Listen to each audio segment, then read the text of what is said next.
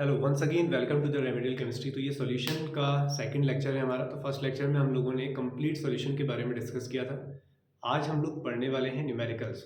तो हर एक टॉपिक का 2-3 न्यूमेरिकल्स आप लोगों को मिल रहे होंगे और सारा चैप्टर आप लोगों का कंप्लीट हो जाएगा। तो चलिए स्टार्ट करते हैं।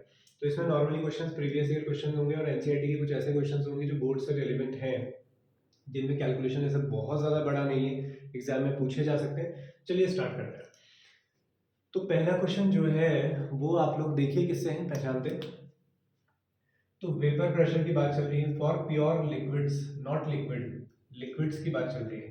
दो लिक्विड हैं ए एंड बी, दोनों के प्रेशर दिए हुए हैं आप, ठीक है। तो क्या क्या गिवन है वो आप लिखते हुए चले। तो सबसे पहले प्रेशर ऑफ ए आपको दिया है 450 mm ऑफ एच जी, ये यूनिट आपको दी है, एच जी लिख सकते हो आप। और प्रेशर ऑफ बी आपको दिया है 700 mm ऑफ एच जी। तो बेटा दोनों के प्रेशर दिए हैं, इसका मतलब ए और बी दोनों ही क्या है, वॉलेटाइल हैं। तो दो वॉलेटाइल लिक्विड दिए गए हैं, इस टेम्परेचर पे बात चल रही है। Find the composition of the liquid in mixture, find the composition of the liquid mixture if total vapour pressure is this. तो बेटा कॉम्पोजिशन का क्या मतलब है? कॉम्पोजिशन का मतलब ये है कि हमें ए और बी का मोल फ्रैक्शन बताना है, किसके अंदर, मिक्सचर के अंदर, ठीक है। If total vapour pressure, total vapour pressure कितना दिया है 600 mm of H. Total vapour pressure का मतलब हुआ प्रेशर ऑफ सॉल्यूशन आपको दिया है 600 mm ऑफ एच, ये आपको गिवन है, ठीक है। टोटल का मतलब ये हो गया कि जो पीए और पीबी होगा वो हमें दिया हुआ है, ठीक है। अब यहाँ पे क्या कहा गया था, vapour pressure of pure liquid, इस बात को आप मार्क कर लेंगे अच्छे से। प्योर दिया गया बेटा, तो अगर प्योर दिया है तो आप यहाँ पे क्या साइन लगाते हो, पी नॉट ए और पी नॉट बी। ये प्रेशर किसका समीशन है, पी ए प्लस पीबी का, ये आपने करना है। तो बेटा पहला क्या है, मोल फ्रैक्शन निकालने हैं आपको। एक्स ए आपको कैलकुलेट करना है एंड एक्स बी आपको कैलकुलेट करना है लिक्विड के अंदर, ठीक है, इन लिक्विड। इसके लास्ट पार्ट में हम लास्ट में चलेंगे कि ये क्या बोल रहा है कि वेपर फेज के अंदर भी निकालिए। तो अगर दोनों ही लिक्विड वॉलेटाइल हैं तो बेटा राउल्ट्स लॉ फॉर्मूला लगाएंगे आप। राउल्ट्स लॉ के अकॉर्डिंग सॉल्यूशन का प्रेशर होता है P A plus P B, जहाँ से आप फॉर्मूला निकालते थे P not A X A plus P not B X B, ये फॉर्मूला आप लोग बनाते थे, ठीक है। अब यहाँ पे देखिए आपके पास एक्स ए भी नहीं है और एक्स बी भी नहीं है, दो वेरिएबल अननोन तो हो नहीं सकते। तो आप क्या करें, किसी एक को एक की फॉर्म में चेंज कर लें। आप लोग जानते हैं कि x A plus x B क्या होता है, 1। तो हम क्या लिख सकते हैं कि P S is equal to P not A X A P not B X B की जगह क्या लिख सकते हैं आप लिख सकते हैं 1 माइनस एक्स ए। तो 1 माइनस एक्स ए मैंने यहाँ पे रख दिया। थोड़ा सा और सिंप्लीफाई करते थे, बाद में वैल्यूज रख लेंगे, ठीक है।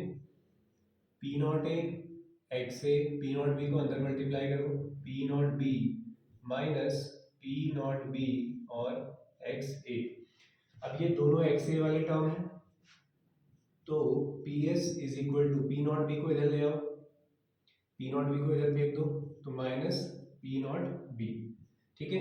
अब इन दोनों में क्या कॉमन आ रहा है, एक्स ए कॉमन आ रहा है बेटा, तो एक्स ए को कॉमन ले लो, क्या बचा P not A minus P not B, ये हो गया आपका। बस अब क्या काम रह गया, वैल्यू रखनी है, ठीक है। तो चलिए वैल्यू रख लेते हैं। तो पी एस की वैल्यू कितनी है हमारे पास, सॉल्यूशन का वेपर प्रेशर कितना है 600। P not B pure B का वेपर प्रेशर कितना है 700। एक्स ए हमें निकालना है, पी नॉट ए कितना है 450 और पी नॉट बी कितना है 700। अब इसको आप लोग सॉल्व करेंगे तो ये कितना आ गया, -100 आ गया, माइनस का ख्याल रखेंगे। बेटा कैलकुलेशन पे अपनी भरोसा रखना है, बहुत अच्छे से कैलकुलेशन आराम से करना है, क्योंकि एग्जाम में कैलकुलेशन करना शुरू करते हैं कोई वैल्यू आपको लगता है यार माइनस में आ गया, तो आप सोचते हो गलत तो नहीं कर रहे हैं हम, तो अच्छे से करना है, ठीक है। 450 माइनस 700 कर लो, मैं लिख देता हूँ यहाँ पर, ठीक है। ये 0 हो गया, 10 में से 5 गया और ये 2, 250 आ गया, ठीक है। तो किसका 250 आया है बेटा, माइनस का, तो अब ठीक आ गया, फिर माइनस से माइनस कैंसिल हो जाएगा, तो X A is equal to 100 divided by 250, जो मल्टीप्लाई में वो नीचे आ जाएगा, 0 से 0 कैंसिल, और 25 क्या बचा आपके पास, 10/25। चलिए मैं और सिंपल तरीके से कर देता हूँ, 5 2 ज़ा 10 और 5 5 ज़ा 25, तो 5 से आप इसे डिवाइड कर लेंगे तो कितना आ जाएगा, 0.4, ठीक है, एकदम इजी कैलकुलेशन है, देखिए। तो एक्स ए कितना आ गया, 0.4। अब एक्स ए पता चल गया तो एक्स बी भी पता चल जाएगा। एक्स बी कैसे निकालते हो, 1 माइनस एक्स ए, तो 1 माइनस 0.4, तो कितना हो जाएगा, 0.6। तो बेटा आप लोगों ने एक्स ए और एक्स बी निकाल दिए हैं।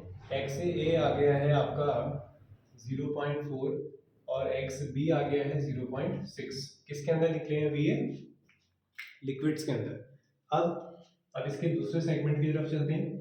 लास्ट में क्या कहा गया है, also find the composition in the vapour phase. जब आपसे वेपर फेज में कहा जाएगा ना बेटा, तो उसके लिए क्या फॉर्मूला लगाना है, चलिए मैं यहाँ पे लिख देता हूँ, इन वेपर फेज हम इसे कैलकुलेट करेंगे। तो वेपर फेज के लिए फॉर्मूला ये होता है कि partial pressure of any component is equal to total pressure into its mole fraction, ये फॉर्मूला होता है। पीए का pressure total pressure into mole fraction के इक्वल होगा। ऐसे ही पी बी के लिए आप लिखना चाहो तो उसके लिए भी यही होगा, पी बी का प्रेशर निकालना है तो पी टोटल और उसका मोल फ्रैक्शन। ये मोल फ्रैक्शन किस में होता है आपका, गैस फेज में, यानी कि वेपर फेज में होता है, ठीक है। तो आपको यही तो निकालना है, मोल फ्रैक्शन ऑफ ए निकालना है गैस फेज में यानी कि वेपर फेज में। तो pressure of A upon total pressure, इसको नहीं करते हैं सॉल्व, एक्स से निकल जाएगा, 1 माइनस एक्स भी कर लेंगे, ठीक है। चलिए पी ए कितना है, अब यहाँ पे गलती मत करना, पी ए ये मत रख देना, देखो ये पी ए थोड़ी है, तो P not A. P A का फॉर्मूला क्या होता है, P not A X A upon total pressure. ये देखिए पी ए कैसे निकाला था आप लोगों ने, P not A X A. अब वैल्यू रखिए जरा यहाँ पर, तो पी नॉट ए कितना है, देखिए यहाँ से 450, एक्स ए कितना निकाल के आए हैं आप लोग, एक्स ए निकाल के आए हैं 0.4, और टोटल वेपर प्रेशर कितना दिया था आपको, 600। तो बस अब क्या है, इसे सॉल्व कर लीजिए, 0 से 0 कैंसिल, एक और 0 हटा दोगे तो पॉइंट और बढ़ जाएगा, ठीक है ना।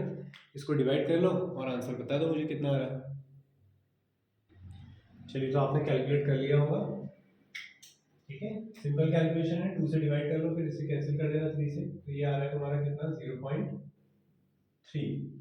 तो 0.3 आपका बेटा यहाँ से क्या आ गया, एक्स ए आ गया। अब एक्स बी कैसे निकालेंगे आप लोग, बोलिए। एक्स बी निकालने के लिए हम क्या करेंगे, 1 माइनस एक्स ए, तो 1 माइनस 0.3, तो ये कितना हो जाएगा, 0.7। तो बेटा ये आंसर आ गया आपका, इजी है ना, बस थोड़ा सा बड़ा है, ठीक है। अगर मैं बोलूँ कि ये बोर्ड एग्जाम में पूछ लिया जाए आपसे, तो ये लास्ट वाला पार्ट हटा सकते हैं, इतना पूछ लेंगे ऊपर वाला आपसे, ठीक है। पूरे 3 मार्क्स में आ रहा हो तो सब पूछ लेंगे। तो इस तरीके से करना है। तो सबसे पहला काम क्या है, क्वेश्चन को अच्छे से पढ़ो। अगर आपने ये इन्फॉर्मेशन सही लिख ली ना, तो मुझे नहीं लगता कि फिर क्वेश्चन गलत हो सकता है, फिर कैलकुलेशन में गलती कर सकते हो उसके बाद, ऐसा नहीं है कि तुम्हें अप्लाई करना नहीं आएगा, ठीक है, उसके बाद सब हो जाएगा। तो चलिए नेक्स्ट क्वेश्चन करते हैं, स्क्रीनशॉट ले लेंगे इसका। चलिए तो ये रहा आपका सेकंड क्वेश्चन, चलिए इसको देखते हैं। तो क्या कह रहा है बेटा question, A solution is prepared by dissolving 10 gram of non volatile solute. कितना सॉल्यूट ऐड किया गया है, 10 ग्राम। कैसा है, नॉन वोलेटाइल, उड़ नहीं सकता है, ठीक है। इन 200 ग्राम ऑफ H2O, तो 200 ग्राम पानी ले लो, 200 ग्राम H2O है, उसमें 10 ग्राम कोई नॉन वोलेटाइल सॉल्यूट डाला है, हमें नहीं पता कि वो कौन है, और ये वाटर हमारे पास कितना है, 200 gram. It has a vapour pressure of, किसके प्रेशर की बात चल रही है फिर ये सॉल्यूशन के प्रेशर की बात चल रही है। बोला ना पहले उसने कि 10 ग्राम नॉन वोलेटाइल सॉल्यूट ऐड किया गया वाटर में, it has a vapour pressure, इसका वेपर प्रेशर, इसका मतलब क्या है, चलिए मैं यहाँ पे लिखता हूँ वैल्यू। तो सबसे पहले मास of solute, mass of solute को आप किससे दिखाते हैं, WB से। अब हो सकता है कोई बच्चा WA से दिखाता है, इसलिए मैं बोलते हुए जाऊँगा कि मास ऑफ सॉल्यूट मैंने लिखा है 10 ग्राम, ठीक है। उसके बाद WA ए हम यूज करते हैं सॉल्वेंट के लिए, तो मास ऑफ सॉल्वेंट है 200 ग्राम।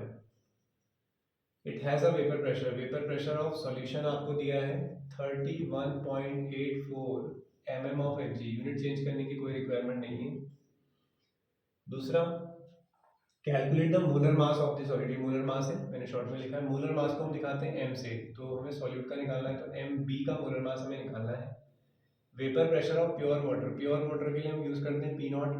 वाटर एक सॉल्वेंट है, सॉल्वेंट के लिए हम ए यूज कर रहे हैं, तो ये दिया है 32 mm ऑफ Hg। क्लियर हुआ? तो बेटा ये कौन सी प्रॉपर्टी से होने वाला है क्वेश्चन?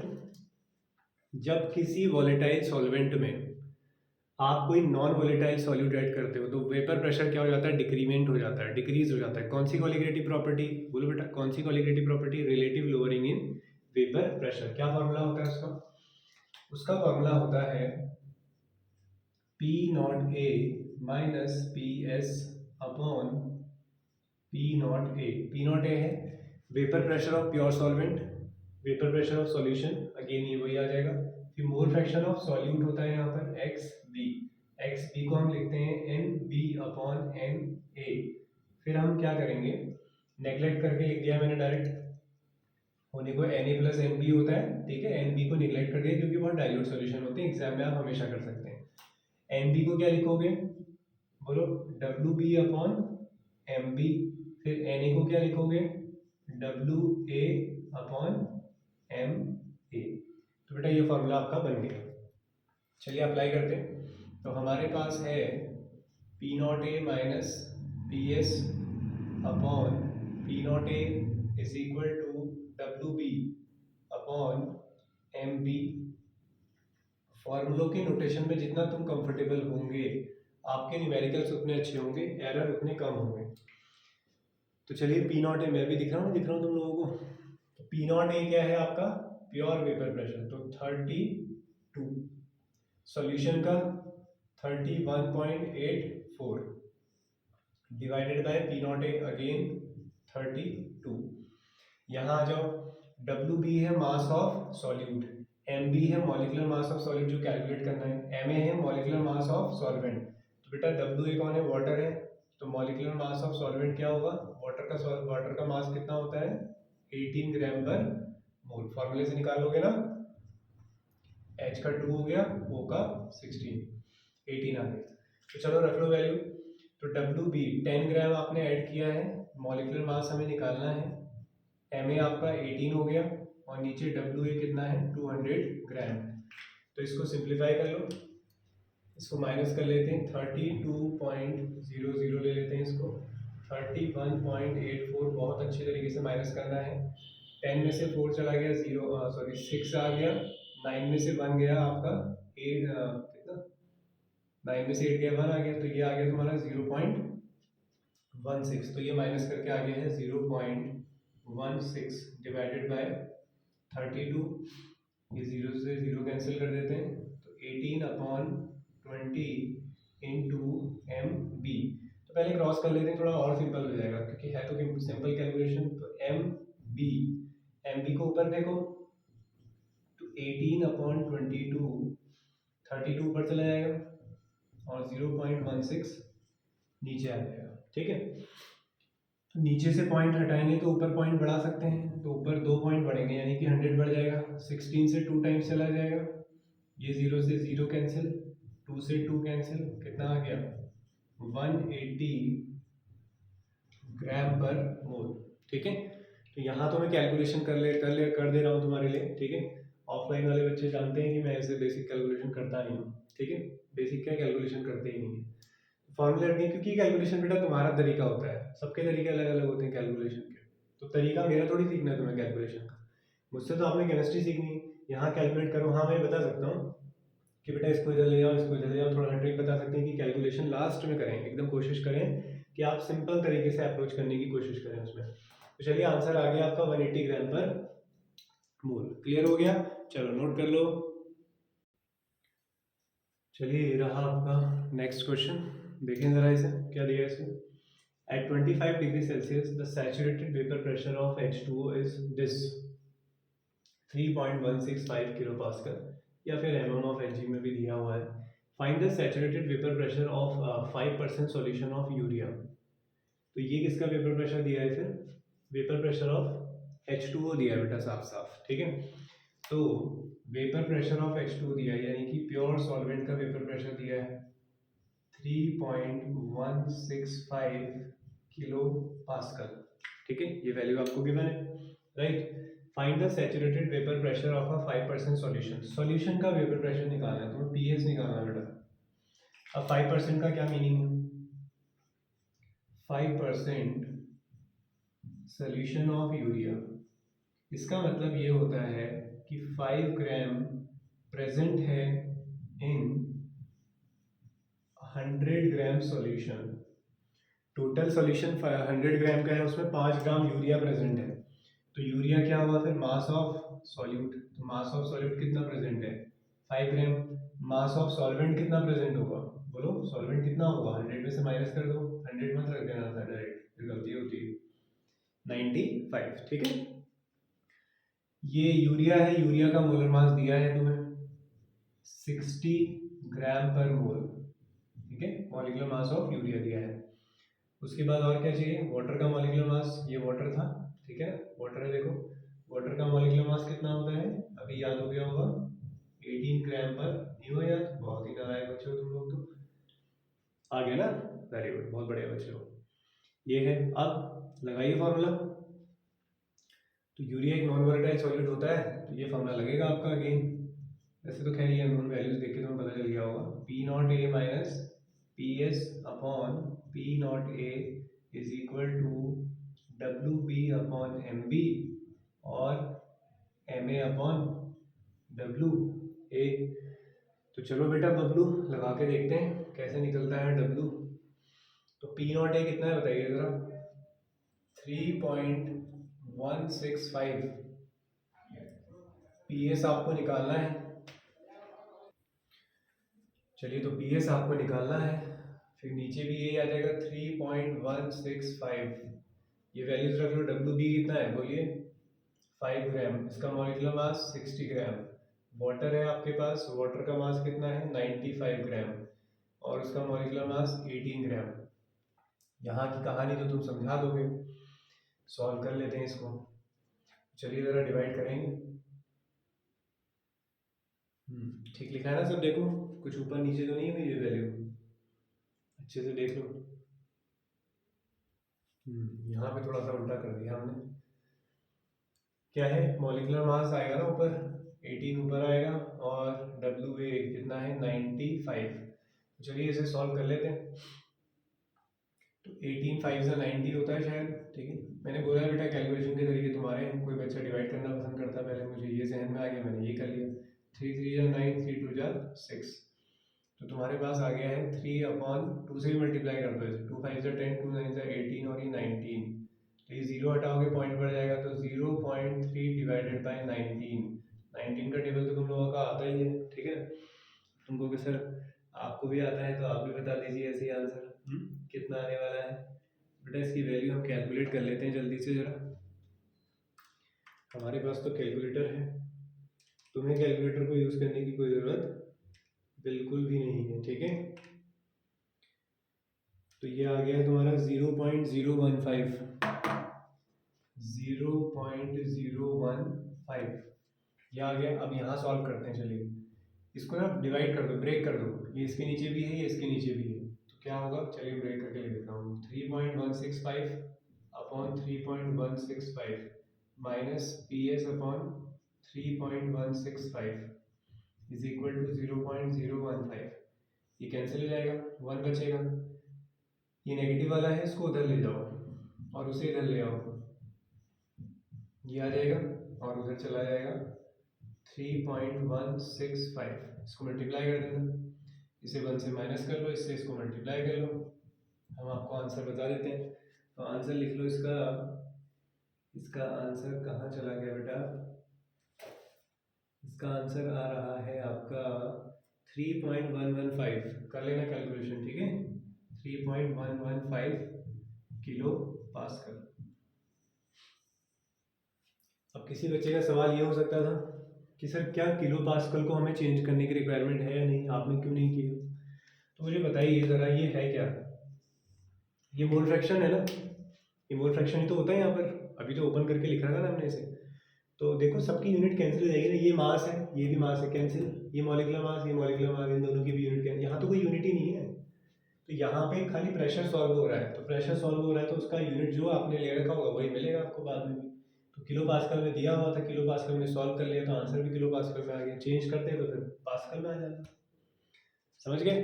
चलो फिर, तो ये हो गया हमारे वेपर प्रेशर के 3 क्वेश्चन सफिशिएंट है, ठीक है, जिसमें से एक राउल्ट्स लॉ पे देख लिया आप लोगों ने, और बाकी आपने देख लिया है relative lowering in vapour pressure पे।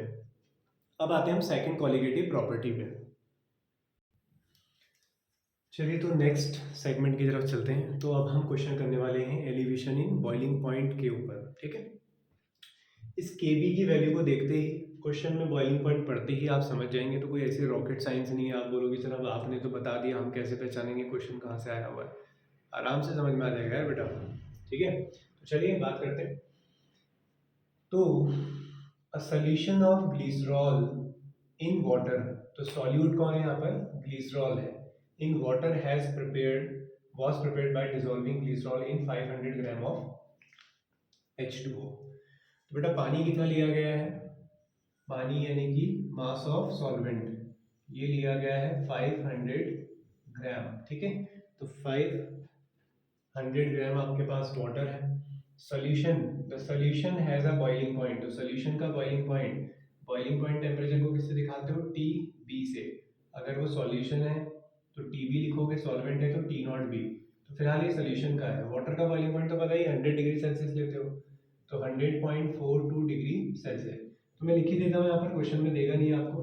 वाटर का बॉइलिंग पॉइंट 100 डिग्री सेल्सियस, तो ये हमने रख दिया। अब कह रहा है what mass of solute was dissolve, solute का कितना मास डिसॉल्व होगा, तो डब्ल्यू बी आपको निकालना है, मास ऑफ सॉल्यूट कितना डिसॉल्व किया गया होगा।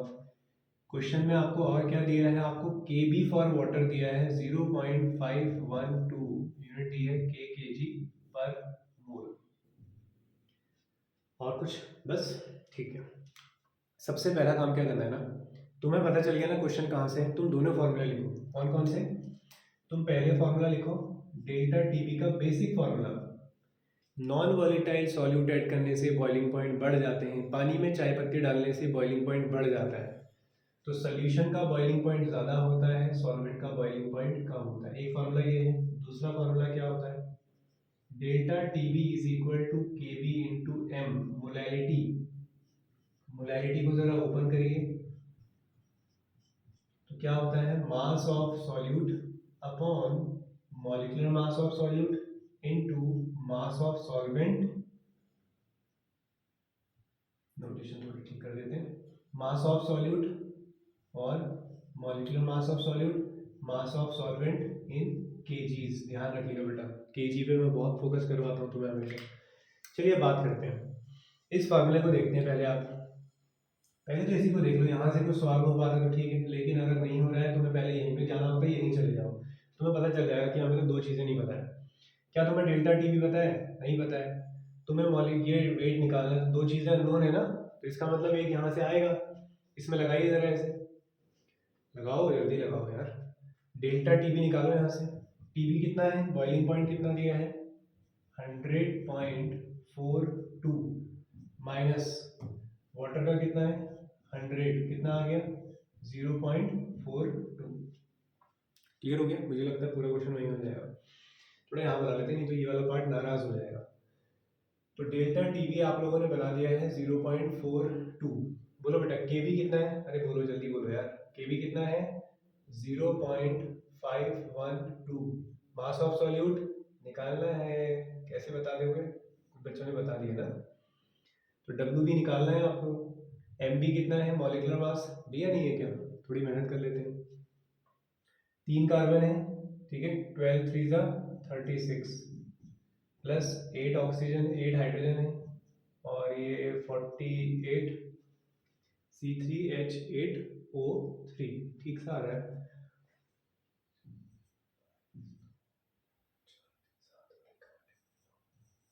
ठीक है ना, 92। ठीक है, 92 ग्राम पर मोल।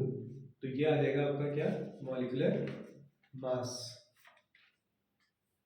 ठीक है ना, चेक कर लेना। हाँ ठीक है, तो 92 ग्राम पर मोल मोलर मास आ गया ग्लिसरॉल का।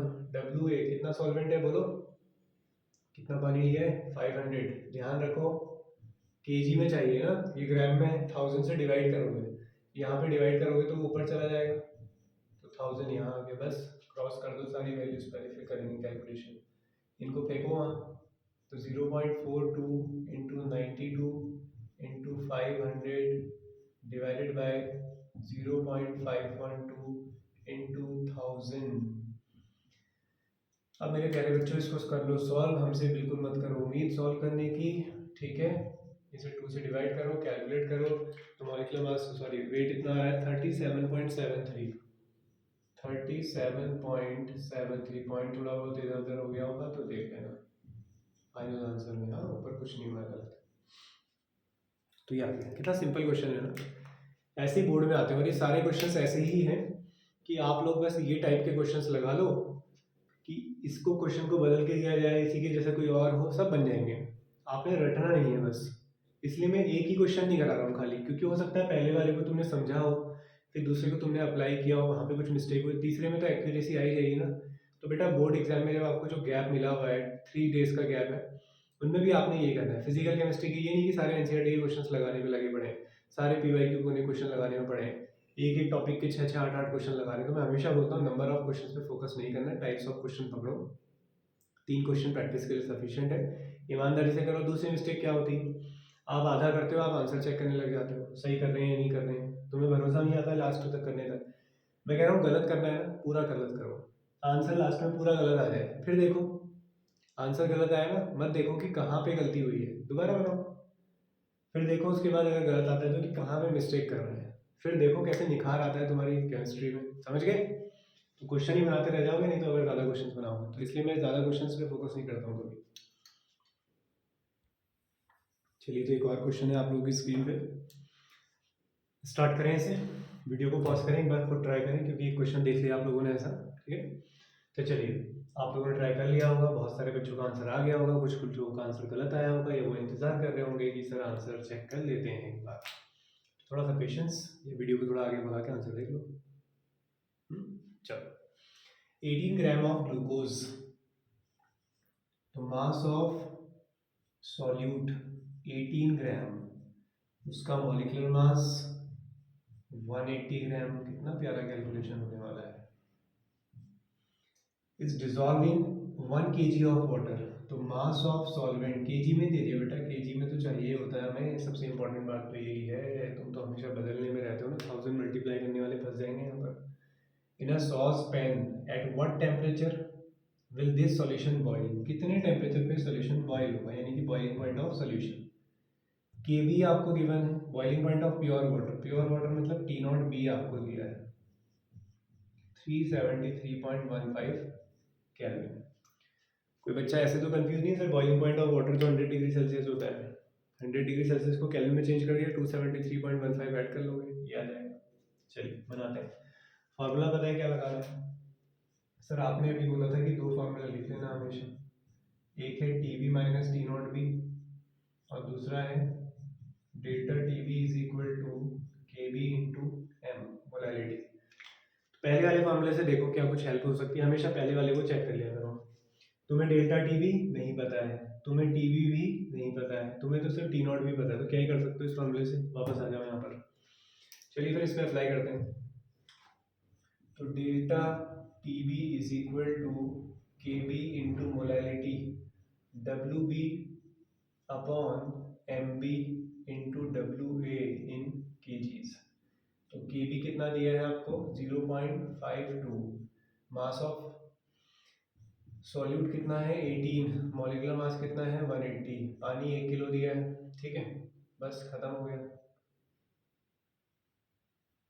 जीरो क्यों काट दिया मैंने, चलो जीरो हटा के पॉइंट लगा दिया है, 18 से 18 कैंसिल हो जाएगा, ऊपर 0.1 बचेगा, 0.1 से मल्टीप्लाई कर दोगे 0.052, आंसर आ जाएगा।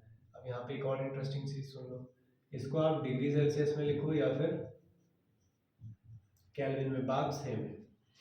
क्योंकि ये क्या है, डिफरेंस है, और डिफरेंस तो सेम रहेगा, डिफरेंस कोई अलग अलग थोड़ी आएगा, बेटा डिफरेंस सेम रहेगा तो आप डेल्टा टीवी को किसी भी यूनिट में सॉल्व कर सकते हैं। यानी कि आपका आंसर यहाँ पे केल्विन में चल रहा है तो हम केल्विन में लेके चले जाएंगे, डिग्री सेल्सियस में करना होता तो वैसे कर लेते हैं। अब फॉर्मूला लगाओ अपना, चलिए मैं यहाँ लिख देते, यहाँ कर दूँ, चलो वहाँ कर लेते हैं। तो डेल्टा टी की रखो, कितना आया है 0.052 टीवी निकालना है, टी नॉट भी कितना है 373.15, ले आओ इसे इधर, तो टीवी यहीं रहेगा, ये इधर आ जाएगा ना, तो इसमें ऐड हो जाएगा फिर, तो 373.15 प्लस 0.052, बस। अब क्या है, इसको ऐड कर लो, ऐड करके आंसर लिख लो, कितना आ गया 373.202, 373.202। तीन के बाद पॉइंट है ना, 2 का 2 ऐसे आ गया, 5 5 10 हो गया, 1 और 2 हो गया, ठीक। तो ये डेल्टा टीवी से आपने यहाँ पर सॉल्व करके टीवी निकाल लिया है, जो कि आंसर किसमें है, केल्विन में है। क्या बच्चा सवाल है, देखो पेपर में मिलते हैं, ऐसा नहीं है कि पेपर में नहीं मिलेंगे, ठीक है ना। चलो फिर नेक्स्ट क्वेश्चन बना के देखते हैं। एक एलिवेशन इन बॉइलिंग पॉइंट पे कितने क्वेश्चंस देख लिए तुम लोगों ने, 3 देख लिए शायद। चलिए तो एक और क्वेश्चन आप लोगों के सामने, एलिवेशन इन बॉइलिंग पॉइंट का ये लास्ट क्वेश्चन होगा, फिर हम डिप्रेशन फ्रीजिंग पॉइंट पे बात कर रहे होंगे, तो बहुत अच्छे से कॉन्शियसली आप लोग करना, एक अच्छा सवाल है, ठीक है। बड़ा लेंथ देख के नहीं डरना है, यूनिट्स को देख के परेशान नहीं होना है। What would be the molecular mass of a compound, तो molecular mass of a compound आपको कैलकुलेट करना है, क्या निकालना है आपको, molecular mass of a compound, तो mass of molecular mass of solute निकालना है, ठीक है। तो molecular mass of solute 6.2 gram इसके ऐड किए गए हैं, तो मास ऑफ सॉल्यूट कितना ऐड किया गया है 6.21 ग्राम, किस में ऐड किए गए हैं, क्लोरोफॉर्म में, ठीक है। इस बार तो बार बार मैं मॉलिक्यूलर मास लिख रहा हूँ, WA मास ऑफ सॉल्वेंट कितना है 24 ग्राम, तो 24 ग्राम में ये ऐड किया गया है। Form a solution that has a boiling point, एक सॉल्यूशन बनता है, तो सॉल्यूशन का बॉइलिंग पॉइंट दिया है, तो टी बी दिया है 68.04 degree Celsius. The boiling point of pure chloroform मतलब टी नॉट, बी आपको दिया है 61.7 degree Celsius. The boiling point elevation constant के बी बोलते हो आप जिसको, के बी आपको दिया है 3.63 डिग्री सेल्सियस। एम क्या होता है, मोलैलिटी, मोलैलिटी क्या होती है, मोल्स पर केजी, पहले से ही पर लगा हुआ है, ठीक है। तो मोल इनवर्स केजी ये यूनिट है, ठीक है। तुम यूनिट से परेशान मत हो, यूनिट में चेंज कुछ नहीं करना है, मैं रख के दिखाऊंगा अभी आपको, डिग्री सेल्सियस को ऐसे ही रहने दो। अब क्या करेंगे, मैंने क्या बोला आप लोगों को, रूल्स क्या हैं हमारे, तो हमारे रूल्स ये हैं कि हम पहले बेसिक वाला फॉर्मूला लिखते हैं, T B minus T not B, यहाँ से कुछ कैलकुलेट हो जाए तो बहुत अच्छी बात है। तो देखिए इस बार दोनों वैल्यूज आपको गिवन है, तो यहाँ से कैलकुलेट तो डेफिनेटली हो जाएगा। तो टी बी कितना है 68.04 माइनस 61.7, माइनस कर लेते हैं इसको, 68.04 पॉइंट के नीचे पॉइंट आने चाहिए, तो 61.7 और ये 0 माइनस कर लेंगे, ये 4 का 4 आ जाएगा, ऊपर 0 है, कैरी ले लोगे 10 हो जाएगा, 7 चला गया, कितना आ गया 3, यहाँ पे क्या बचा 7, 1 चला जाएगा तो कितना 6, 6 में से 6 कैंसिल 0, तो पॉइंट 2 के बाद है तो 6.34, तो माइनस करके आपके पास ये वैल्यू आ जाएगी, तो 6.34। मैंने आपसे कहा था आप डिग्री सेल्सियस और केल्विन दोनों में डिफरेंस को ले सकते हैं, फिलहाल यहाँ डिग्री सेल्सियस में बात चलेगी तो मैं उसी में लेके जाऊँगा। अब फॉर्मूला लगा लेते हैं हम, यूनिट ध्यान से देखना, मैं यूनिट के साथ सॉल्व कराऊंगा यहाँ पे, ठीक है। तो डेल्टा टी बी कितना है 6.63, ब्रैकेट में मैं यूनिट भी लिख देता हूँ डिग्री सेल्सियस, ठीक है। अच्छा यहाँ पे फॉर्मूला लिख देते हैं पहले अपना, delta T B is equal to K B into molality, K B की वैल्यू रखी है यहाँ पर 3.63 3 यूनिट लिख लो ब्रैकेट में, degree Celsius mole inverse KG. ठीक है। अब उसके बाद मोलैलिटी को ओपन करिए। मोलैलिटी क्या होता है? Mass of solute. स्पेस है, चलो हो जाएगा। तो मास ऑफ सॉल्यूट कितना है? 6.21। 6.21। अभी मैं ब्लू मार्कर से यहाँ पे लिख दूंगा इसकी यूनिट। और नीचे क्या आता है फिर? यहाँ पे लिख दूँ फॉर्मूला ओपन करके, मास of solute upon molecular mass into WA, यानी मास of solvent in KGs. WB हो गया, MB हमें निकालना है। WA केजी में चाहिए ना, 24 दिया है, केजी में चेंज करना है तो ऊपर 1000 से मल्टीप्लाई कर देंगे। अब मैं यूनिट लिख देता हूँ, ठीक है। इसकी यूनिट थी ग्राम, 24 ग्राम में दिया था, लेकिन 1000 से मल्टीप्लाई करने के बाद यूनिट किस में आ गई है? केजी में आ गई है। अब देखिए जरा कमाल, केजी से केजी कैंसिल, डिग्री सेल्सियस से डिग्री सेल्सियस कैंसिल हो गया, क्या यूनिट बची? ग्राम पर मोल। और ये आंसर ग्राम पर मोल में ही तो आएगा, मॉलिक्यूलर मास तो इसी में आता है। चलो फिर अब क्रॉस कर लो, ज़्यादा परेशान मत हो। MB को उधर फेंको, तो 6.21 इंटू 1000 इंटू 3.63, ये नीचे आ जाएगा 6.63, और कुछ बचा 24। बस कैलकुलेट कर लो, कैलकुलेट करना तुम्हारा काम है। इसका कैलकुलेशन हो सकता है थोड़ा बहुत बड़ा भी हो, लेकिन कॉन्सेप्ट सीखना था आप लोगों ने। तो 148.1 और यूनिट मैंने आपको दिखा दी है ग्राम पर मोल। तो क्या समझे तुम लोग इससे कि सर केबी की यूनिट कुछ भी दी हो ना, डिग्री सेल्सियस दी हो या केजी पर मोल की जगह हमें के लिखा हो, केल्विन लिखा हो और सीधे एम लिख दे स्मॉल, कुछ करना नहीं है सर, हमें कुछ परेशान होना ही नहीं है, बस सॉल्व करते चले जाओ, ठीक है। तो ये हो गया एलिवेशन इन बॉइलिंग पॉइंट। बस अब हम डिप्रेशन फ्रीजिंग पॉइंट के बारे में बात करते हैं, फिर हम बात करेंगे ऑस्मोटिक प्रेशर और वॉल्ट ऑफ फैक्टर। एक क्वेश्चन रहेगा हमारा हेनरी लॉ का, फिर हमारा चैप्टर कंप्लीट। चलिए, तो अब हमारे पास क्वेश्चंस हैं बेस्ड ऑन फ्रीजिंग पॉइंट। तो फ्रीजिंग पॉइंट के लिए हम पहले फॉर्मूले लिख लेते हैं। फॉर्मूले बिल्कुल सेम है, सिमिलर है काफ़ी। तो आप लोग जानते हैं कि डेल्टा TF का अगर हमें फॉर्मूला लिखना हो, मैंने बताया था डिप्रेशन इन फ्रीजिंग पॉइंट, यानी कि नॉन वॉलेटाइल सॉल्यूट ऐड करने से फ्रीजिंग पॉइंट कम हो गया होगा। तो ज़्यादा किसका होगा? फिर पहले रहा होगा ज़्यादा सॉल्वेंट का, और सॉल्यूशन का कम हो गया होगा। एक फॉर्मूला ये रहेगा। दूसरा फॉर्मूला वही पुराना हमारा, delta TF is equal to KF into M, जैसा अभी हम लोग करते आए थे। तो चलिए स्टार्ट करते हैं। तो 45 gram of ethylene glycol, molecular mass दिया है उसका ब्रैकेट में, ठीक है। तो 45 ग्राम ऑफ इथाइलिन ग्लाइकोल, तो मास ऑफ सॉल्यूट है आपके पास कितना? 45 ग्राम।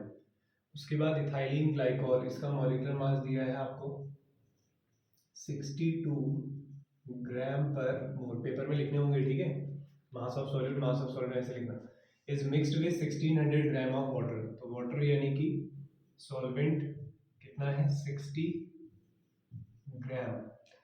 Calculate the freezing point depression, यानी कि डेल्टा TF निकालो पहले तो, कि डिप्रेशन आया कितना, कितना कम हुआ है। फिर फ्रीजिंग पॉइंट ऑफ सॉल्यूशन भी निकालो, TF भी निकाली।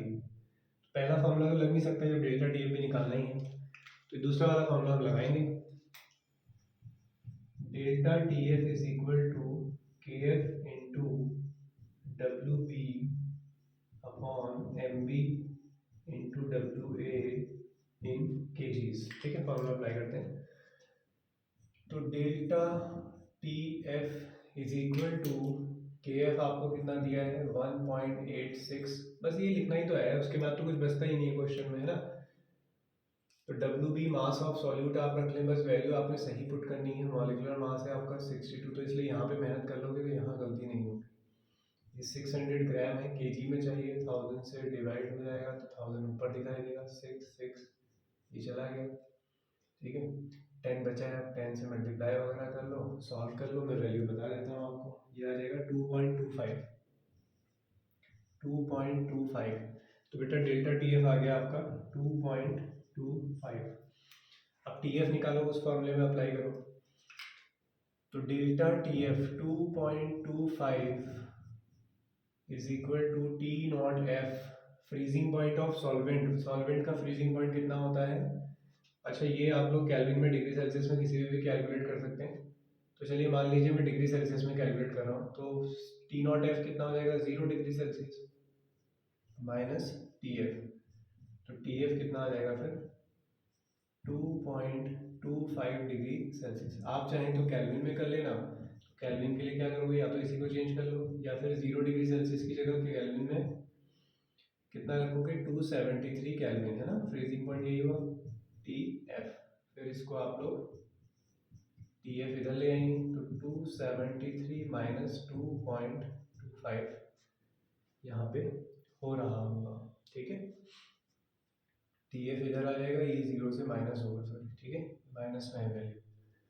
तो समझ गए, बना लोगे इसको। तो ये आ गया आपका यहाँ से टी एफ और टी डेल्टा टी एफ। तो चलिए नेक्स्ट क्वेश्चन देखते हैं।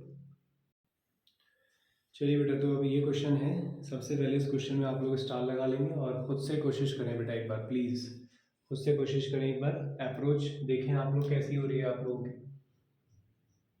क्योंकि एग्जाम में जब थोड़ा सा ट्रिकी क्वेश्चन होता है कोई, तो फिर वहाँ पे ये चीज़ देखी जाती है कि आपने प्रीवियस ईयर जो करे हैं, जो क्वेश्चंस आप बना रहे हो, उससे दिमाग खुला कितना है, सोच कितना पा रहे हो, ठीक है। क्योंकि प्रीवियस ईयर करने का मतलब, या कोई इंपॉर्टेंट क्वेश्चंस करने का मतलब रिपीटेशन नहीं मिलती है पेपर में, सीधे सीधे क्वेश्चन उठ के आ जाए। अप्रोच सही होती है, यानी कि कॉन्सेप्ट सीखते हैं, इसलिए मैं बोलता हूँ टाइप्स ऑफ क्वेश्चन सीखने होते हैं, ठीक है, याद नहीं करने होते। चलिए देखें, some ethylene glycol is added to your car's cooling system along with 5 kg of water। तो 5 किलो पानी में कुछ इथाइलिन ग्लाइकोल डाल दिया गया है। If the freezing point of water glycol, यानी कि वाटर और ग्लाइकोल का जो सोल्यूशन बन रहा है उसका फ्रीजिंग पॉइंट कितना है? -15 degree Celsius. What is the boiling point of the solution? Freezing point की बात की गई है, बॉइलिंग पॉइंट पूछा गया है, इसलिए के एफ और के बी दोनों दिए, यानी कि दोनों क्वेश्चन को हमने मर्ज कर दिया है। चलिए देखते हैं फिर। तो सबसे पहली बात क्या है ना, देखो क्या कैलकुलेट करना है उससे शुरू करो। आपको क्या निकालना है? Boiling point of solution. आपको तो इतना ही समझ में आता है कि sir boiling point of solution निकालना होता है, तो हम इस फॉर्मूले के पास जाते हैं, delta T B is equal to T B minus T not B, या फिर हम दूसरे फॉर्मूले के पास जाते हैं, delta T B is equal to K B into M. अब ये तो हमें कैलकुलेट ही करना है, हमें ये भी नहीं पता है, तो ये नहीं, पहले मैंने, देखो स्टेप मत भूला करो। मैंने बोला आप लोगों से कि पहले आप इसको देखते हो, आपने यहाँ देखा कि सर ये हमें कैलकुलेट करना है, ये भी हमें नहीं पता, तो फिर यहाँ आते हो कि सर ये निकाल के लाते हैं। अब तुम्हें ये पता है, मोलैलिटी तो पता ही नहीं है, और मोलैलिटी के बारे में ये इन्फॉर्मेशन मिल जाएगी तुम्हें, क्या क्या मिलेगी बोलो? 5 kg वाटर है, कुछ इथाइलिन ग्लाइकोल, अब देखो कुछ इथाइलिन ग्लाइकोल है, वो भी नहीं पता हमें। अब क्या करें फिर? अब यहाँ पे क्या करना है तुम्हें, अब उससे कैलकुलेट करने को तुम फ्रीजिंग पॉइंट वाले से कैलकुलेट कर सकते हो इसको, उससे भी शॉर्ट ये रहेगा कि आप क्या करो, delta T B is equal to K B into M है, डिवाइड कर दो किस फॉर्मूले से? Delta T F is equal to K F into M. क्यों? अब इसमें लॉन्ग कैलकुलेशन हो सकती थी, कई बच्चों ने करा भी होगा और उनका ये देखकर मूड खराब हुआ होगा। बेटा कोई बात नहीं, आपने अप्रोच सही किया ना, ठीक है। वो करते करते कभी कभी एकदम स्ट्राइक कर जाता है, तो हम शॉर्ट तरीके से कर लेते हैं, नहीं तो फिर बड़ा ही अप्रोच होता है, बेसिक अप्रोच चलता है जो। तो हमने ये डिवाइड कर लिया है इसलिए क्योंकि देखो डेटा तो सेम ही है। अब चाहे हम उस सॉल्यूशन का फ्रीजिंग पॉइंट बताएं या बॉइलिंग पॉइंट, मैंने कहा बेटा 1 गिलास पानी है, उसमें 10 चम्मच चीनी डाली, उसका फ्रीजिंग पॉइंट बताओ, उसका बॉइलिंग पॉइंट। तो अमाउंट तो सेम है ना, डाला भी पानी में, तो मोलैलिटी तो सेम ही आएगी। मोलैलिटी क्या होती है? मास ऑफ सॉल्यूट कितना डाला? 10 gram. Mass of molecular mass of solute चीनी डाली है, चीनी का मॉलिक्यूलर मास भी फिक्स रहेगा, चाहे फ्रीजिंग पॉइंट निकालो बॉइलिंग पॉइंट निकालो। वाटर कितना लिया वो भी फिक्स है, तो इसका मतलब मोलैलिटी में चेंज नहीं आएगा। तो इन दोनों को मैंने डिवाइड कर दिया है, डिवाइड करते ही मोलैलिटी तो हो गई गायब। अब मोलैलिटी गायब हुई तो इसमें से क्या चाहिए था तुम्हें? Delta TB. तो बेटा डेल्टा टीबी निकल जाएगा, देखो इसे उधर, K B is equal to, sorry, K B into delta T F divided by K F. अब डेल्टा टी एफ पे बात करते हैं, देखिए जरा यहाँ पर आपको क्या गिवन था, आपको दिया है फ्रीजिंग पॉइंट ऑफ सॉल्यूशन, तो आपको टी एफ दिया था बेटा कितना? -15 डिग्री सेल्सियस। क्या तुम वाटर का फ्रीजिंग पॉइंट नहीं जानते हो? जानते हो ना कितना, 0 डिग्री सेल्सियस। तो डिफरेंस कितना आ गया, डेल्टा टी एफ कितना आ गया यहाँ से 15 डिग्री सेल्सियस। रख देते हैं यहाँ पर, तो दिख रहा है यहाँ तक। के बी का वैल्यू रखो, कितना है के बी बेटा, कहाँ हो तुम, 0.52। डेल्टा टी एफ कितना है 15 डिग्री सेल्सियस, ये है 1.86। कैलकुलेट कर लो इसको, ये आ रहा है आपका 4.19 डिग्री सेल्सियस। ठीक है, क्योंकि ये डिग्री सेल्सियस में ले लिया मैंने, ये यूनिट तो कैंसिल ही रहेंगी दोनों। अब क्या कैलकुलेट करना था तुम्हें, बॉइलिंग पॉइंट ऑफ सॉल्यूशन। अब आ जाओ इस फॉर्मूले में, है ना, डेल्टा टी भी तो निकाल लिया तुमने, यहाँ रखो इसको। तो 4.19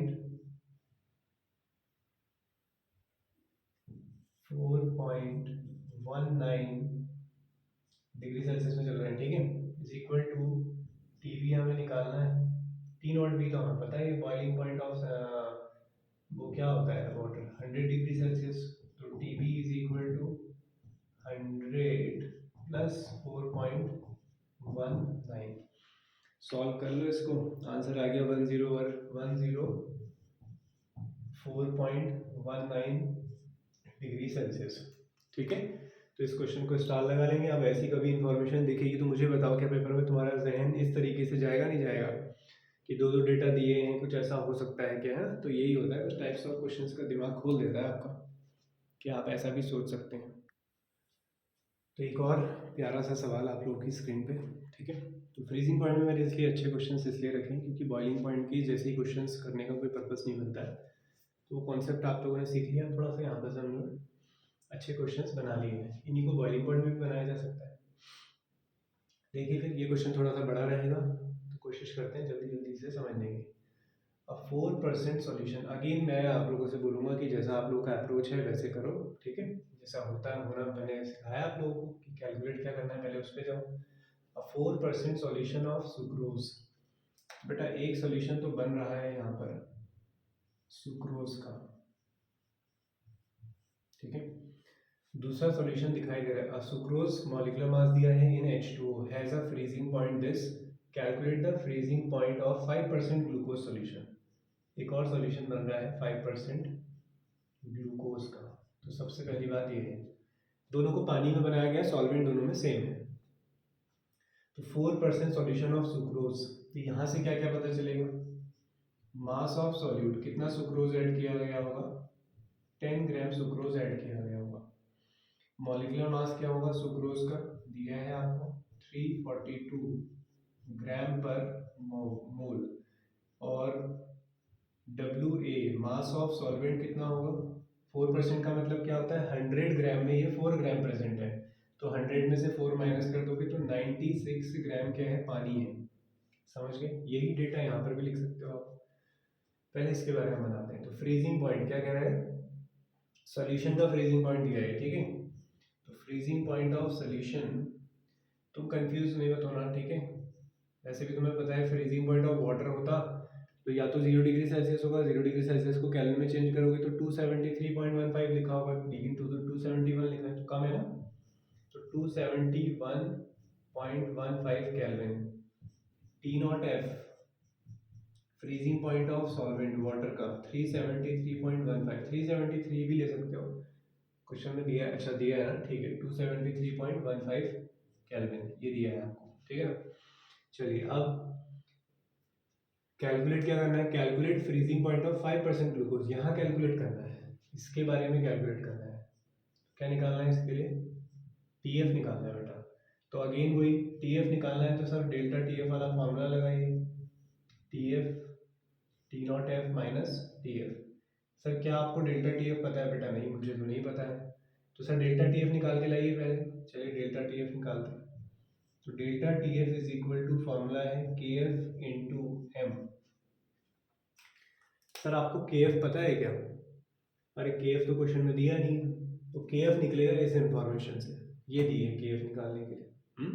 KF निकाल के लाओ, यहाँ रखो, ये निकलेगा, फिर यहाँ रखो, थोड़ा सा बड़ा है मैं मान सकता हूँ, इसका डिफरेंस निकाल लो पहले, ठीक है। डिफरेंस कर लो इसका, कितना आ जाएगा 273.15 और ये है 271.15, ये कैंसिल हो जाएंगे, 0 और ये 2, तो 2.0, तो डेल्टा टी एफ तो निकल गया हमारे पास 2.0 केल्विन, ठीक है। अब इसको अप्लाई करते हैं, चलिए। तो कहाँ पे बनाएं इसको, स्पेस तो काफ़ी ज़्यादा आ रहा है वैसे हमें, बट यहाँ पे हम नहीं दिखेंगे आपको, यहाँ बना लें, यहाँ बना लें, सर कहीं भी बना लूँगा, बस बना दो आप, ठीक है। यहाँ बना देते हैं, फर्स्ट पार्ट ये हुआ। अब मैं इस पार्ट को यहाँ ले जा रहा हूँ, इसको यहीं पे सॉल्व कर देंगे बाद में। तो delta T F is equal to K F into molality, ठीक है। फॉर्मूला लिख दें पूरा, चलिए बोलो बेटा formula, W B upon M B upon W, तो तुम्हारे लिए लिख देता हूँ, बार बार तुम्हें याद होता रहे। डेल्टा टी एफ रखो यहाँ पे से 2 हो जाएगा, के एफ आपको निकालना है, W B mass of solute कितना रखा है 4 ग्राम, मॉलिक्यूलर मास कितना है 342, डब्ल्यू ए कितना है 96, केजी में चाहिए 1000 से डिवाइड कर देंगे सर, बेटा के एफ निकल गया, तो के एफ कितना आया 2 into 342 into 96 divided by 4 into 1000। Calculate मत करो, यहाँ ले जाके रख दो। अब यहाँ आ जाओ, तो delta T F is equal to K F रखो 2 into 342 into 96 divided by 4 into 1000। मैं हमेशा ही बोलता हूँ कैलकुलेशन बिल्कुल आखिर में करनी है। अब यही फॉर्मूला यहाँ लगाएंगे, अब डायरेक्ट करते हैं 5%, यानी कि 5 ग्राम प्रेजेंट होगा। फिर क्या आता है नीचे मॉलिक्यूलर मास, ग्लूकोज का मॉलिक्यूलर मास रखो कितना 180। अगर 100 में से 5 ग्लूकोज है तो 95 क्या होगा आपका सॉल्वेंट, केजी से केजी में चेंज है 1000 से मल्टीप्लाई, ये कैंसिल हो गया, ठीक है। और भी कुछ कैंसिल हो रहा होगा तो देख लो, 2 2 ज़ा 4, 180 से अगर ये जा रहा है तो देख लो, ठीक है। मैं आपको फिलहाल डेल्टा टी एफ की वैल्यू बता देता हूँ, कैलकुलेशन करना तुम्हारा काम है, और वो आ रहा है 4.8। डरावना कैलकुलेशन नहीं है, धीरे धीरे कैलकुलेट करो, छोटा बनाओ उसे। डेल्टा टी एफ आ गया बेटा, अब डेल्टा टी एफ आ गया तो यहाँ आ जाओ,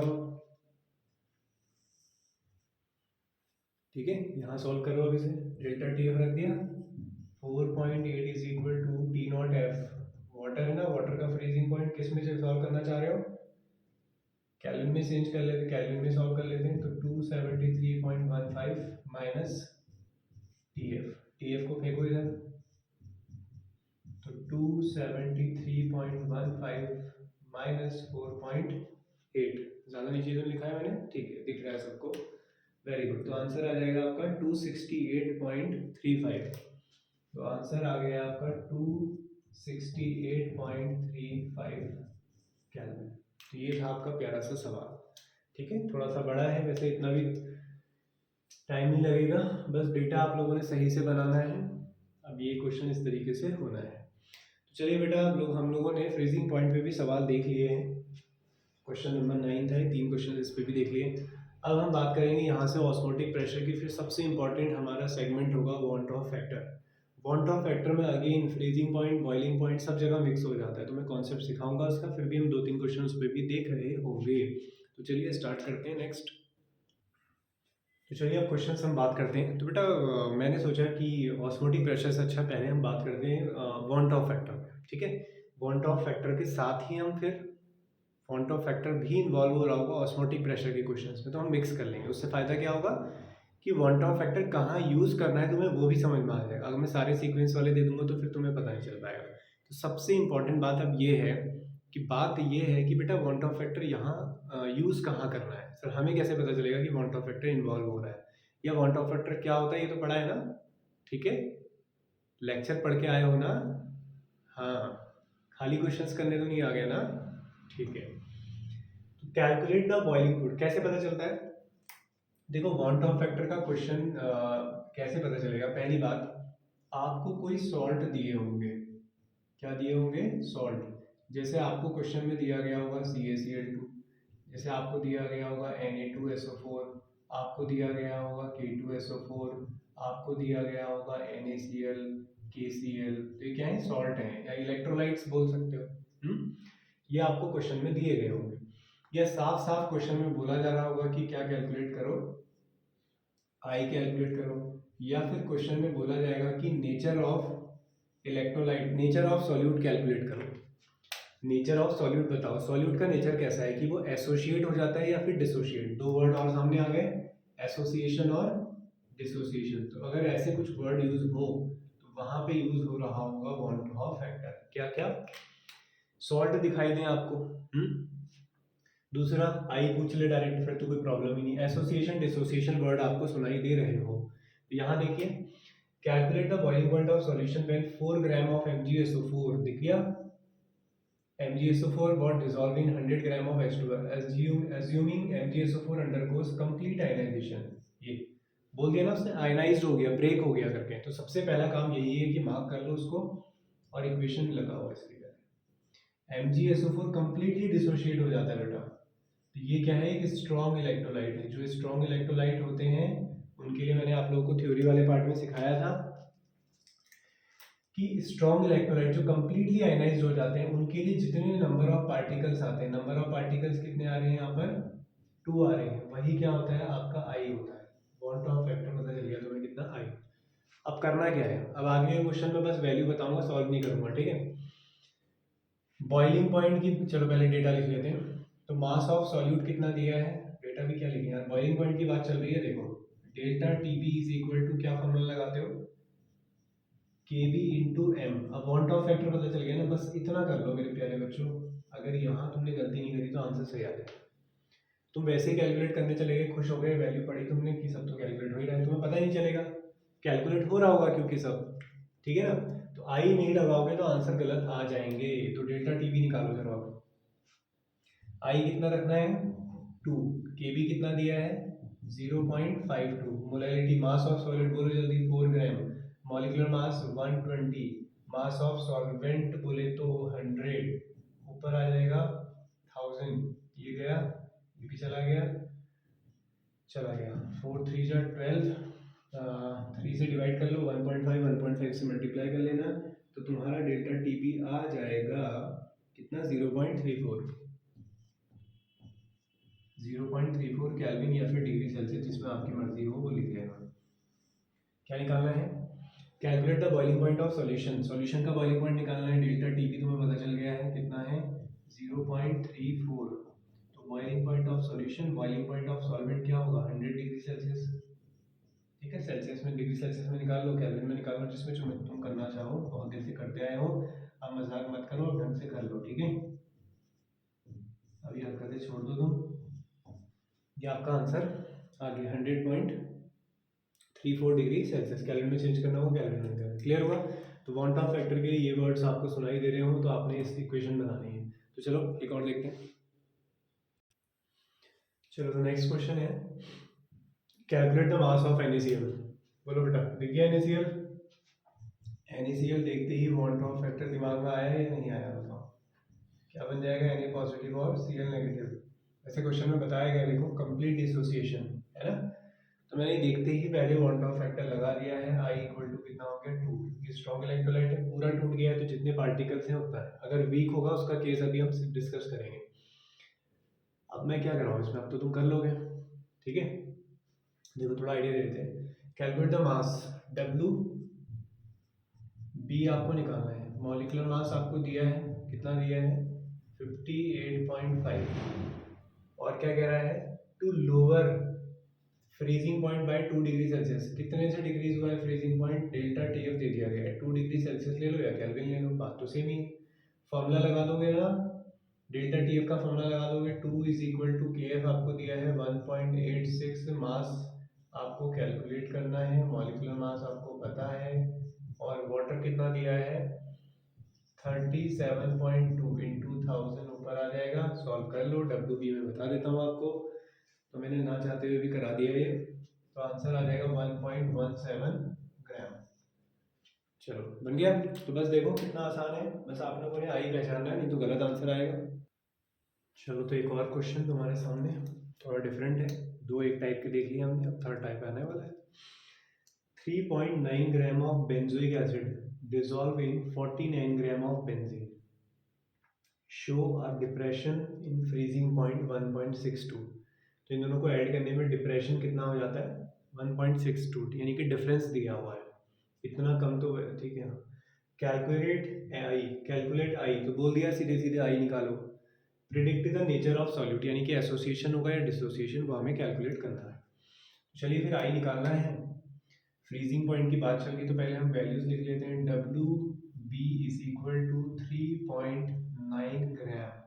देखो मैं हर क्वेश्चन में वैल्यू सारी लिख रहा हूँ बेटा, यही तरीका आप लोगों का भी होना चाहिए, काम चोरी मत करना, सीधे सीधे वैल्यू रख लो करके, ठीक है, परफेक्शन इसी से आएगा। डिसॉल्व इन, इसका मॉलिक्यूलर मास यहाँ पे लिखा है, ठीक है। तो मॉलिक्यूलर मास दिया है 120 ग्राम पर मोल, ठीक है, ये वैल्यू आपको दी हुई है। तो कहा थे हम लोग, डब्ल्यू बी इतना दिया है, एम बी आपको दिया हुआ है 49 ग्राम बेंजीन, तो मास ऑफ सॉल्वेंट दिया है 49 gram. Shows a depression in freezing point, delta T F आपको दिया है कितना, 1.62 केल्विन। कैलकुलेट आई, आई आपको निकालना है, फॉर्मूला लगा लो। तो delta T F is equal to I into K F है ना, और W B upon M B into W A in kgs, value रख लो। अब मुझसे मत कहो कैलकुलेशन करने के लिए, ठीक है। तो आई तुम्हारा आ रहा है यहाँ पर अप्रोक्स 0.50,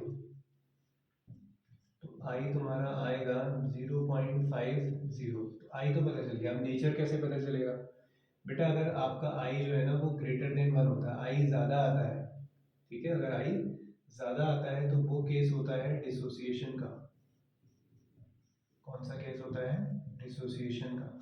अगर आई आपका लेस देन 1 आता है तो वो केस होता है एसोसिएशन का, क्योंकि डिसोसिएशन से ना पार्टिकल्स बढ़ जाते हैं तो वैल्यू ज़्यादा आती है। तो यहाँ पर आई क्या है, लेस देन 1 है, तो क्या हो रहा है इस बार, एसोसिएशन हो रहा है। क्लियर हुआ, तो ये हुआ नेचर ऑफ इलेक्ट्रोलाइट या फिर सॉल्यूट। फाइनली अब हम बात करने वाले हैं ऑस्मोटिक प्रेशर के ऊपर बेस्ड कुछ न्यूमेरिकल जो मिक्स होंगे वॉन ऑफ फैक्टर के साथ। वॉन ऑफ फैक्टर तो कहीं भी मिक्स हो सकता है, तुम पहचानना सीख गए हो, ठीक है। चलिए, डिटरमाइन द ऑस्मोटिक प्रेशर, तो सबसे पहली बात यह है कि हमें ऑस्मोटिक प्रेशर कैलकुलेट करना है, ठीक है। Prepared by dissolving 2.5 gram of K2SO4, तो मास ऑफ सॉल्यूट K2SO4 नजर आ गया होगा सबको, 2.5 into 10⁻², gram of K2SO4 in 2 litre, volume दिया है 2 लीटर, टेम्परेचर दिया है 25 डिग्री सेल्सियस, केल्विन में चेंज कर लेंगे तो 273 प्लस 25, तो ये आ जाएगा 298 केल्विन। बोल दिया गया है कि ये कंप्लीट डिसोसिएट होता है, कंप्लीट डिसोसिएट होता है मतलब K2SO4 को ब्रेक करना होगा, तो 2 K पॉजिटिव आएंगे और एक आएगा SO4 2 नेगेटिव। कंप्लीट डिसोसिएशन मतलब जितने पार्टिकल्स हैं उतना ही आपका आई होगा। अब आप ये भी सोच रहे होंगे सर अगर ऐसा केस नहीं होगा, कंप्लीट डिसोसिएशन नहीं होगा तो कौन सा होगा, एक एग्जांपल कराऊंगा मैं उसका। मैंने बोला है ना टाइप्स ऑफ क्वेश्चंस कराएंगे तो थोड़ा सा पेशेंस रखो, होगा सब, ठीक है, कुछ मिस नहीं करेंगे। तो आई निकल के आ गया, अब फॉर्मूला लगा दो, P V is equal to N R T, है ना, P V is equal to N R T होता है जैसे। अब number of moles of solute लेने होते हैं, तो पाई आपको निकालना है, वॉल्यूम है आपकी 2 लीटर, में वॉल्यूम की सबकी यूनिट लिख देता हूँ, ठीक है। मास ऑफ सॉल्यूट कितना दिया है, 2.5 इंटू 10⁻², किस में दिया है, ग्राम में दिया है। मॉलिक्यूलर मास 174 ग्राम पर मोल, यानी कि मोल इनवर्स, ठीक है। आर की वैल्यू रखिए 0.0821, क्या यूनिट है मैं इसके ऊपर लिख देता हूँ, litre ATM kelvin inverse mole inverse. T क्या है आपका 298 केल्विन। सब समझ में आ जाएगा कि यूनिट कैसे चेंज करनी है और यही होती है हमें। देखिए मोल इनवर्स से मोल इनवर्स कैंसिल, केल्विन से केल्विन कैंसिल, डिग्री सेल्सियस में करते तो नहीं हो पाता है ना। ग्राम से ग्राम कैंसिल हो गया, क्या बचा, लीटर से लीटर भी चला गया, एटीएम बचा ना खाली, तो एटीएम में आएगा प्रेशर। तो पाई इज इक्वल टू, अब सॉल्व कर लो यार बेटा तुम लोग, ठीक है, सॉल्व कर लोगे, 2 नीचे चला जाएगा, कैलकुलेट कर लेना, मैं वैल्यू बता देता हूँ। पाई की वैल्यू आ रही है 52.7, 52.7 इंटू 10 की पावर -4 एटीएम, ठीक है। तो ये आ गया आपका पाई। तो मैंने यूनिट बता दी है कि कैसे यूनिट चेंज करनी थी। अच्छा एक चीज़ मिस्टेक हुई, वेट वेट वेट वेट, क्या यूज़ नहीं किया मैंने, आई, तो बेटा ये बहुत ख़राब मिस्टेक हो जाती है। आई मल्टीप्लाई करो यहाँ पर, तो इसमें 3 और इन्वॉल्व करेंगे आप लोग, ठीक है, फिर आंसर ये आपका सही आ जाएगा। अभी बहुत बड़ी गड़बड़ हो जाती है हमारे क्वेश्चन में। चलिए नेक्स्ट, चलिए तो एक और क्वेश्चन हमारे सामने है। तो सबसे पहले आप लोग चेक करिए, पढ़िए इसको ज़रा, देखिए क्या क्वांटम फैक्टर यूज़ हो रहा है या नहीं हो रहा है यहाँ पर। A solution prepared by dissolving 8.9 milligram of gene fragment। तो मास ऑफ सॉल्यूट आपको दिया है, WB आपको दिया गया है 8.95 मिलीग्राम, मिलीग्राम मतलब 10 की पावर -3, तो ग्राम में लिख देते हैं। वॉल्यूम दिया है 35 ml, आप लोग जानते हैं हमें ml में नहीं लीटर में चाहिए होता है क्वेश्चंस में, है ना। 1000 से डिवाइड कर देंगे तो आंसर किस में आ जाएगा, लीटर में आ जाएगा, ठीक है। उसके बाद ऑस्मोटिक प्रेशर दिया हुआ है आपको पाई 0.335, टॉर दिया है, टॉर क्या दिया है, टॉर में दिया है प्रेशर। रिलेशन देखो, 1 एटीएम इज इक्वल टू इतना टॉर होता है, तो 1 टॉर इज इक्वल टू कितना होगा, 1/760 एटीएम, ये तो होगा। 760 को नीचे फेंक दो तो 1 बचेगा, फिर 1 torr is equal to 1/760 ATM. क्यों चेंज कर रहे हैं अभी समझ जाओगे, ठीक है।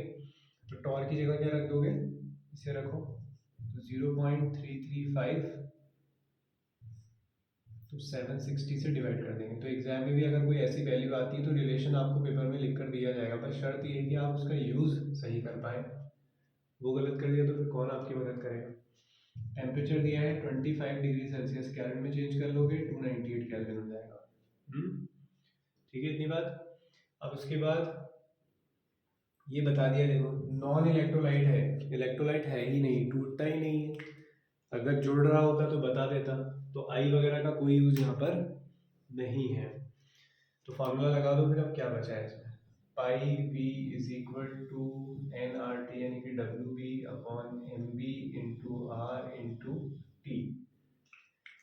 यूनिट समझाने के लिए मैं क्वेश्चन को सॉल्व कर देता हूँ एक बार। तो 8.95 इंटू 10 की पावर, तो मास ऑफ सॉल्यूट है ना, कहाँ पे डिस्टर, पाई कितना है हमारे पास 0.335 डिवाइड बाय 760, और इसकी यूनिट है ATM. W B mass of solute है 8.95 इंटू 10 की पावर -3 ग्राम। मॉलिक्यूलर मास निकालना है जिसकी यूनिट ग्राम पर मोल में आनी चाहिए। आर की यूनिट रखिए 0.0821 litre ATM kelvin inverse mole inverse, याद हो गई होगी यूनिट। आर की वैल्यू पेपर में आपको दे देंगे, ठीक है, परेशान ना हो उसके लिए। मैंने ज़्यादा दूर तक लिख दिया है तो मैं बोल देता हूँ 0.0829821 litre ATM kelvin inverse mole inverse, ठीक है। तो आर इंटू टी, टी भी मल्टीप्लाई करना पड़ेगा, ठीक है। तो दिख नहीं रहा होगा शायद वहाँ पर, तो मैं यहाँ पे लिख देता हूँ उसको 298 केल्विन। तो केल्विन से केल्विन कैंसिल हो जाएगा, ग्राम पर मोल बचेगा, एटीएम से एटीएम भी कैंसिल हो गया, लीटर से लीटर कैंसिल हो जाएगा। लीटर गया कहाँ बेटा, ये वी को भी मैं नीचे लिख देता हूँ, ठीक है, नीचे फेंक दो इसे। कितना लीटर था ये, 35,000 ऊपर आ जाएगा, 1000 भी ऊपर मल्टीप्लाई कर देना, ठीक है। लीटर से लीटर भी कैंसिल हो जाएगा। तो बस सॉल्व कर लो। मेरा सिखाने का पर्पज़ था ये बस, कि एटीएम में क्यों चेंज किया, क्योंकि आर की वैल्यू जो है ना वो एटीएम में होती है, लीटर एटीएम है ना। तो वो कैंसिल करने के लिए हम लोगों ने इसको कर लिया है। मॉलिक्यूलर मास का आंसर लिख लो 14174 ग्राम पर मोल, ये मॉलिक्यूलर मास आ जाएगा। ठीक है, अब एक लास्ट क्वेश्चन जिसके लिए मैं बोल रहा था कि सर अगर हमें एसोसिएशन निकालना हो, कंप्लीट एसोसिएशन ना होता हो, आई को अगर हम डायरेक्ट कैलकुलेट नहीं कर पाते हो तो हम कैसे कैलकुलेट कर रहे होंगे। तो चलिए उस एक क्वेश्चन को भी देख लेते हैं, बहुत ही प्यारा सवाल है, चलिए देखते हैं। चलो बेटा, तो इस क्वेश्चन को बहुत ध्यान से देखेंगे, ये काफ़ी स्टैंडर्ड क्वेश्चन है। ठीक है, कम मिलते हैं ऐसे क्वेश्चन लेकिन मिल सकते हैं। तो चलिए समझते हैं क्या है। फिनॉल एसोसिएट्स, मॉलिक्यूल क्या हो रहा है इस बार, एसोसिएट हो रहा है इन C6H6 यानी कि benzene to a certain extent to form a dimer. Dimer मतलब दो यूनिट जुड़कर एक यूनिट बन रहे हैं। ठीक है, तो उसको बोलेंगे हम dimer. A solution containing 20 gram of phenol.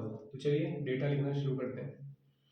तो 20 ग्राम ऑफ फिनॉल, तो WB दिया है आपको 20 ग्राम इन 1 kg। अब 20 ग्राम ऑफ फिनॉल है, इसका मॉलिक्यूलर मास भी निकाल लेते हैं फिर। इसका मॉलिक्यूलर मास फार्मूला क्या होता है, C6H5OH होता है फिनॉल का। तो मॉलिक्यूलर फार्मूला आप निकाल दोगे तो 94 ग्राम पर मोल आ रहा है, 94 ग्राम पर मोल गिवन रहता है वैसे पेपर में, ये आपको दिया है। और मास ऑफ, मास यानी कि W, तो वेट हमें दिया है इसका सॉल्वेंट का कितना, कहाँ गया सॉल्वेंट नहीं दिया गया, ये 1 kg, kg में दिया है, ख्याल रखिएगा। Of benzene has its freezing point lowered by, तो फ्रीजिंग पॉइंट कितना कम हो जाता है ये भी दे दिया गया है, 0.69 केल्विन से डिक्रीज हो जाता है। Calculate the fraction of phenol that has dimerised. पूरा डाइमर नहीं बन जाता है, कुछ बनता है। जैसे मैंने कहा था ना, कुछ डिसोशिएट होने का केस आ सकता है कि मान लीजिए मैंने आपको एक ऐसा सॉल्ट दिया जो 100% डिसोशिएट ही नहीं होता है, तो वहाँ पे तो आप वाला फार्मूला नहीं लगा सकते ना कि जितने पार्टिकल्स होंगे उतना आई आ जाएगा। ऐसा ही यहाँ पर भी है, मॉलिक्यूल एसोसिएट हुए लेकिन कुछ एक्सटेंट तक, तो वही पूछ रहा है कि कितना। ठीक है, परसेंटेज के टर्म्स में आंसर आता है, तो अभी समझाते हैं। ठीक है, धीरे धीरे समझेंगे। तो फ्रैक्शन ऑफ फिनॉल हमें निकालना है, KF हमें गिवन है। तो चलिए पहले हम डेल्टा TF वाला फॉर्मूला अप्लाई कर लेते हैं। तो डेल्टा TF हमें दिया है 0.69। आई का यूज़ हम समझ गए हैं कि मॉलिक्यूल एसोसिएट हो रहा है, इसका मतलब आई इन्वॉल्व हो गया है। आई निकालेंगे हम यहाँ से पहले। KF हमें दिया है 5.1, अभी समझ में आ जाएगा आई क्यों निकाल रहे हैं। उसके बाद मास है W, फिर मॉलिक्यूलर मास है 94, ये है 1 kg, कोई प्रॉब्लम नहीं, 1 में ही होना चाहिए था। तो बेटा आई आ जाएगा 0.635, ये आई आपने कैलकुलेट कर लिया। आ भी ठीक रहा है, देखो 1 से कम आ रहा है, डिसोसिएशन एसोसिएशन हुआ होगा। अब आते हैं इसके दूसरे सेगमेंट में। तो ये जो फ्रैक्शन निकालना है ना, वो है अल्फा, कितना परसेंट वो एसोसिएट हुआ होगा। तो उसके लिए मैंने फॉर्मूला सिखाया था आप लोगों को, I minus one upon M minus one, जहाँ पे एम है नंबर ऑफ पार्टिकल एसोसिएटेड। तो अल्फा हमें निकालना है, आई आप निकाल कर आ गए हैं। तो आई है आपका 0.635 माइनस वन अपॉन एम, कितने पार्टिकल एसोसिएट हुए हैं, दो। डाइमर बनाएगा, आपके पास दो फिनॉल थे बेटा, C6H5OH, दो मॉलिक्यूल्स कंबाइन होकर एक मॉलिक्यूल बन गया है। तो नंबर ऑफ मॉलिक्यूल एसोसिएटेड कितने हैं, 2, तो 1/2 माइनस 1। बस अब सॉल्व कर लो इसे, तो ये आ जाएगा 0.72 समथिंग आ रहा है, 0.728। तो अल्फा आ रहा है 0.728, परसेंटेज में बताना है तो 100 से मल्टीप्लाई कर देना। ठीक है, तो आंसर आ जाएगा कितना तुम्हारा, 72.8%। तो ये था आपका, क्लियर हुआ। ऐसा ही सेम क्वेश्चन, ठीक है, इसी में समझा रहा हूँ मैं तुम्हें। मान लीजिए डिसोशिएट नहीं बोलता, एसोसिएट बोलता, और यहाँ पे बात चल रही होती मान लीजिए AgCl की। AgCl को आप ब्रेक करते, क्या बनता है, Ag पॉजिटिव और Cl नेगेटिव। और आपसे मैं बोल रहा हूँ कि बेटा ये स्ट्रॉन्ग इलेक्ट्रोलाइट नहीं है, तो यहाँ पे मैं रिवर्सिबल का साइन लगा देता हूँ। तो नंबर ऑफ पार्टिकल्स कितने हैं, 2। उसके लिए अल्फा कैसे निकालते हैं, अल्फा इज इक्वल टू होता है I पे 1/m-1 है, यहाँ पे m-1 होता है। अल्फा निकालना है, आई ऐसे निकाल के आओगे इंफॉर्मेशन से, और m क्या है, नंबर ऑफ पार्टिकल डिसोशिएटेड, कितने पार्टिकल बने, यहाँ पर कितने पार्टिकल जुड़े, एसोसिएटेड पार्टिकल, ये डिसोशिएटेड पार्टिकल, तो m यहाँ पे रख दोगे 2, तो ये ऐसे सॉल्व हो जाएगा। ठीक है, तो बेटा आप ट्रस्ट करो, तुम लोग सारे क्वेश्चंस कर सकते हो, सारे टाइप के क्वेश्चन मैंने सिखा दिए। बस अब एक क्वेश्चन हम लोग सीख लेते हैं जल्दी से, हेनरीज लॉ पर एक क्वेश्चन देख लेते हैं, फिर सारा सॉल्यूशन खत्म हो गया और तुम लोग बहुत नालायक हो। क्यों? क्योंकि तुम लोगों ने वीडियो लाइक नहीं की होगी। ठीक है, कि ये तो अच्छी बात है, नहीं किए तो तुम नालायक हो। करो और हेनरीज लॉ देखते हुए जाओ। तो चलिए, ये फाइनली अब हमारा लास्ट सवाल है, फिर आप लोगों का परफेक्शन बिल्कुल बढ़िया आ गया होगा। इन्हीं क्वेश्चंस को अच्छे से करना है आप लोगों ने। चलिए देखते हैं, एनसीईआरटी का क्वेश्चन है। ठीक है, नीचे की कुछ लाइंस मैंने गायब कर दी, जहाँ पे बोला गया था कि नाइट्रोजन का जो प्रेशर एक्सर्ट होता है वो इतना होता है, तो मैंने प्रेशर ऑफ नाइट्रोजन डायरेक्ट लिख दिया। ठीक है, if N2 gas is bubbled through water, water में आप N2 गैस को डिसॉल्व करना की कोशिश कर रहे हो, हाउ मेनी मिली मोल्स, मिली को छोड़ दो, अभी मोल्स निकालने हैं तुम्हें। ठीक है, किसके, नाइट्रोजन के। 1 लीटर पानी में नाइट्रोजन गैस को डिसॉल्व किया जा रहा है, नाइट्रोजन का प्रेशर कितना है, तो हेनरीज लॉ के according pressure of any gas, यानी कि nitrogen gas, is equal to Henry constant into its mole fraction, mole fraction of nitrogen. ठीक है, ये है, तो प्रेशर आपको दिया है 0.987 बार, क्या यूनिट है इसकी, बार। के एच को नीचे ले आओ, 76.48 किलो बार, किलो मतलब 10⁻3। अब बार तो सेम आ गया है ना, ये कैंसिल हो जाएगा क्योंकि मोल फ्रैक्शन की कोई यूनिट नहीं होती है। तो बेटा यहाँ से तुम्हारा निकल गया क्या, मोल फ्रैक्शन ऑफ नाइट्रोजन। तो मोल फ्रैक्शन ऑफ नाइट्रोजन की वैल्यू आ रही है 1.29 इंटू 10⁻⁵। अच्छा, एक चीज़ मैं आप लोगों को बता दूं कि ये जो कैलकुलेशन है, ऐसा कैलकुलेशन नहीं आएगा बोर्ड में, कॉन्सेप्ट सीख लो। ठीक है, बड़ा कैलकुलेशन नहीं आएगा। अब मोल फ्रैक्शन का क्या फॉर्मूला होता है, मोल फ्रैक्शन का फॉर्मूला होता है number of moles of nitrogen upon total number of moles, यानी कि नाइट्रोजन के मोल्स और वाटर के मोल्स। ठीक है, अब डाइल्यूटेड सॉल्यूशन होता है बहुत थोड़ा, मैंने कहा था कि पेपर में जितने भी क्वेश्चंस होंगे डिनोमिनेटर में आप सॉल्यूट को नेग्लेक्ट कर दो। तो आपके पास है mole fraction of nitrogen is equal to mole fraction of nitrogen, sorry number of moles nitrogen और number of moles of water. अब ये तो हमारे पास ठीक है, चलिए ये तो सर हम लोगों ने कैलकुलेट कर ही लिया, 1.29 इंटू 10⁻⁵। अब ये number of moles of nitrogen हमें निकालने हैं, number of moles of H2O कहाँ से आएंगे, हमें तो वॉल्यूम दिया है और हमें तो यहाँ पे नंबर ऑफ मोल्स के लिए क्या चाहिए होता है, बोलो, गिवन मास अपॉन मॉलिक्यूलर मास। बेटा गिवन मास क्या रखें, मॉलिक्यूलर मास तो हमें पता है कि सर 18 होने वाला है, मॉलिक्यूलर मास क्या रखें। अब देखो वाटर की डेंसिटी नहीं दी गई है, तो आप हमेशा प्योर वाटर मानेंगे इसे, तो mass density is equal to क्या होता है, मास अपॉन वॉल्यूम। अगर वाटर की डेंसिटी 1 है तो 1 लीटर का मतलब 1 किलो होता है। ठीक है, 1 लीटर का मतलब 1 किलो होगा सीधे सीधे, तो 1 लीटर मतलब 1000 ग्राम। तो बेटा 1000/18 करोगे तो ये आता है 55.55, और ये वैल्यू ज़्यादातर याद हो जाती है, याद कर ली जाती है कि प्योर डेंसिटी में नंबर ऑफ मोल्स कितने होते हैं 1 लीटर के अंदर, 1 लीटर वाटर के अंदर कितने मोल्स होते हैं 55.55। टाइम बच जाएगा तुम्हारा। ठीक है, यहाँ पे वैल्यू रख लेते हैं फिर 55.5, इतना लिख देता हूँ मैं। तो number of moles of nitrogen निकाल दोगे 1.29 इंटू 10⁻⁵ इंटू 55.5।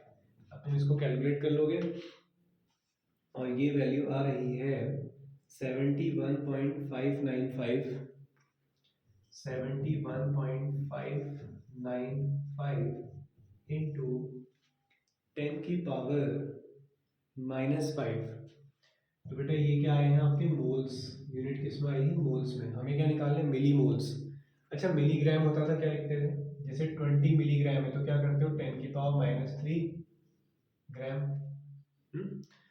तो मिली का मतलब है 10⁻³ 10⁻³ हटा दो यहाँ से, तो क्या बचा 71.595, 10⁻³ हटा दो यहाँ से, -2 बचेगा, तो वो आप लिख दोगे अब मिली मोल्स। अब ये 10⁻² हटाना चाहते हो तो 0.2 आगे बढ़ा देना, नहीं तो ऐसे छोड़ देना आंसर। छोड़ के देना, कंप्लीट आंसर है वो, ठीक है। तो कॉन्सेप्ट समझ में आ गया। तो हेनरीज लॉ से बस ऐसे सिंपल न्यूमेरिकल्स होते हैं, फॉर्मूले में रखना है, थोड़ा सा कैलकुलेशन का ध्यान रखना है, ठीक है। वैल्यूज़ की यूनिट पे खास ख्याल रखना है, यूनिट चेंज कर लेनी सही से। बाकी कैलकुलेशन बहुत ज़्यादा मुश्किल नहीं होगा, ये तो एनसीईआरटी का क्वेश्चन है, कैलकुलेशन थोड़ा बड़ा था तो इसलिए मैंने सारी वैल्यूज़ बताई थी तुम्हें देखकर। तो ये हो गया बच्चों, ठीक है। तो अब जो है इसमें कुछ भी क्वेश्चंस नहीं बचे हैं, तो थ्योरी के लिए हमने वन शॉट वीडियो कर लिया है, सारी थ्योरी सारी रीजनिंग हम लोगों ने उसमें बात कर ली थी। तो आज के लेक्चर में हम लोगों ने न्यूमेरिकल्स में कंप्लीट कर लिया है। अब मिलते हैं हम अपने नेक्स्ट लेक्चर में।